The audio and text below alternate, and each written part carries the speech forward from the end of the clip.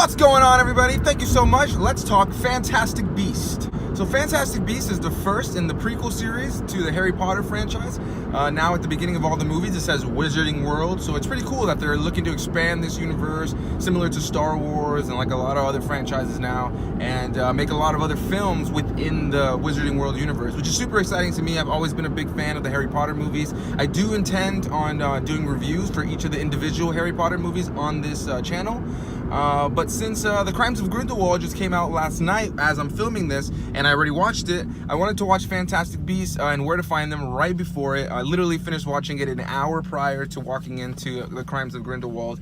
And yeah, just my quick thoughts on this movie is I really like this movie. I think that it's a beautiful return to the world of the Wizarding World. I think it's a lot of fun. I think it brings a lot of new elements, visuals, characters to the Wizarding World that really add to it all. And the movie's got plenty of world building and a lot of elements that really add to the lore and make the whole world of Harry Potter and the Wizarding World a lot deeper than it was just with the Harry Potter films. Now with that said, I definitely think I like the Harry Potter films, all of them, more than I like both Fantastic Beasts films. And I'll get into why I feel that way as I go on through these videos.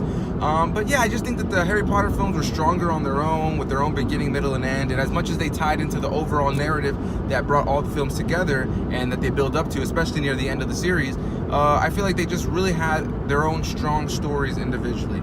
And that's not to say that Fantastic Beasts or Crimes of Grindelwald don't have their own stories, but I just feel like they're a little bit more muddled and they're a little bit more just okay. There's definitely some lulls and there's some moments where you think, well, this isn't as exciting as I'd like it to be.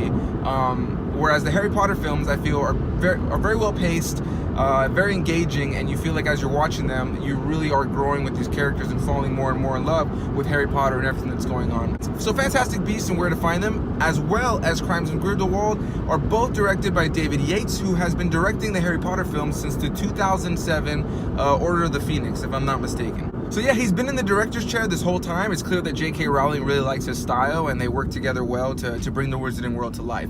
Which I don't really mind, but I feel like sometimes it can kind of hold back the creative element if you have the same director in the chair every single time. So Fantastic Beasts and Where to Find Them opens with a quick and brief introduction to the character of Grindelwald.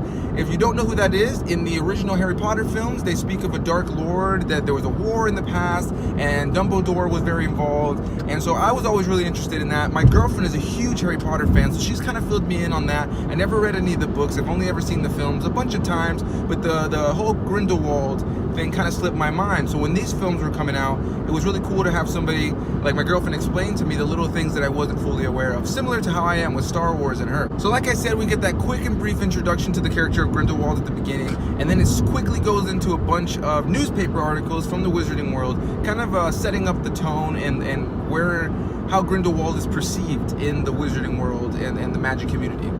We're then introduced to the main character of the film named Newt Scamander, who's played by Eddy Redmayne, and I really enjoy his performance. He reminds me a lot of a mix almost of Matt Smith's Doctor from Doctor Who and like Steve Irwin or something. He pretty much has a suitcase that he can go inside of that's similar to the TARDIS, where it's bigger on the inside. He carries a bunch of different magical creatures, and his whole intention is to show the magical community that these creatures aren't dangerous, that he can care for them, and that you can love these dangerous creatures and without seeing them as just dangerous creatures. So I really enjoy his character. There's a lot of heart and charm there. There's an awkward nature to him, a little quirky thing to him. That's kind of why I said he's similar to Matt Smith's Doctor.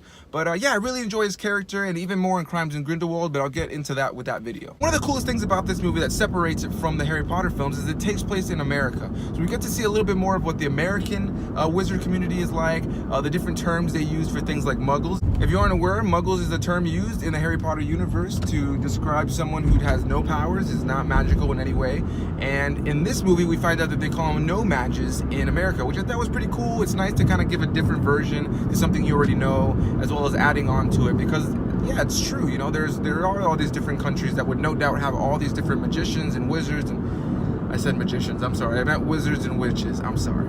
I really enjoy finding out the different things that the American magic community would do and how they would handle certain situations that were different than the way that we saw it overseas in the previous films. I won't get too deep into it because there is a lot of really cool stuff if you're a fan of these franchise that could come off as spoiler, or even something that you'd like to just see for the first time in the film without having it told to you. So if you haven't seen Fantastic Beasts and you're a Harry Potter fan, I think 110% you need to watch this movie. If you're a fan of fantasy, you would definitely enjoy this film too. But I think this movie definitely, its strengths lie in the fact that you've seen the Harry Potter films. So getting back to the character of Newt Scamander, we find out that he's come to America to release a specific creature in America that he's had inside of his case, and he wants to take it back home. It isn't long after that we're introduced to the character of Jacob, who I can't remember the actor's name right now, but I really enjoyed him in Fanboys. So when I heard that he was going to be in this movie, I was really excited about that because he's a really funny guy. I really like him. As for the character of Jacob, we're introduced to him via him going into a bank to get a loan for a bakery he's trying to open up. Jacob is also holding a briefcase, and it's along the way that he ends up bumping into Newt Scamander, and they end up switching briefcases.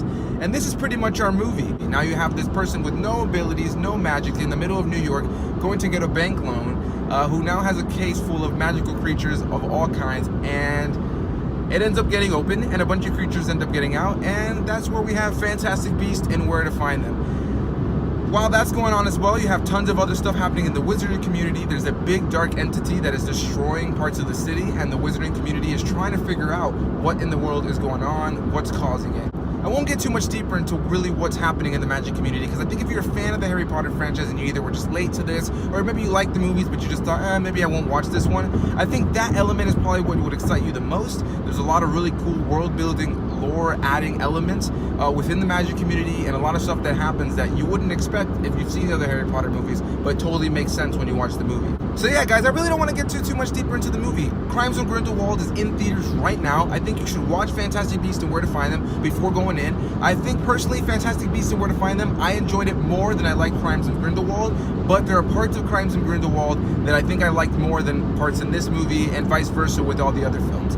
So yeah, 110% I would recommend this movie. I think if you're a fan of fantasy, if you're a fan of cutesy action, fun things with some cute creatures, some monstrous creatures with some crazy CG effects and all that kind of stuff, then you'll definitely have a really good time with this movie. I would say the weakest parts of this movie for me is that sometimes it feels like they're trying to tell half of the story centered around the different creatures and everything happening with Newt Scamander, while another portion of the story is trying to tell you everything happening with the magic community and trying to set up the future films. And sometimes they don't work with each other. There's a few moments where there's just lulls, you're a little bored. But the movie is a good time either way. I really enjoyed it. I think it's a lot of fun. I totally recommend watching it. And yeah, I hope you guys have a great time watching it. And one last thing I really wanted to add on to this review, without getting too deep into it, is there's some characters that are just okay, or feel like they're just there to kind of push the story along, but I really couldn't get attached to them. I really enjoyed the character of Newt Scamander. I really enjoyed Jacob. I really enjoyed Collin Farrell as Mr. Graves in this film, as well as Ezra Miller as Credence, one of the best characters I think in this film and in Crimes of Grindelwald. I won't get too deep into what these characters are or what their role is in the film, but I think you'll have a really good time watching this movie. I think it'll really expand the Harry Potter lore for you, and if you're a fan of the franchise already and you happen to have not seen this movie, I think you definitely have missed out for sure. Thank you guys for watching this video. I really appreciate it. Make sure you leave a like, a comment, subscribe. Let me know all that stuff down below, what you thought about the movie.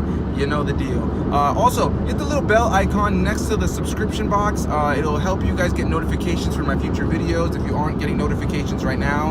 I know YouTube can be a little weird if you don't go on there to actually look at your subscription, so I'd really appreciate that. Yeah, guys, thank you so much. Bye-bye.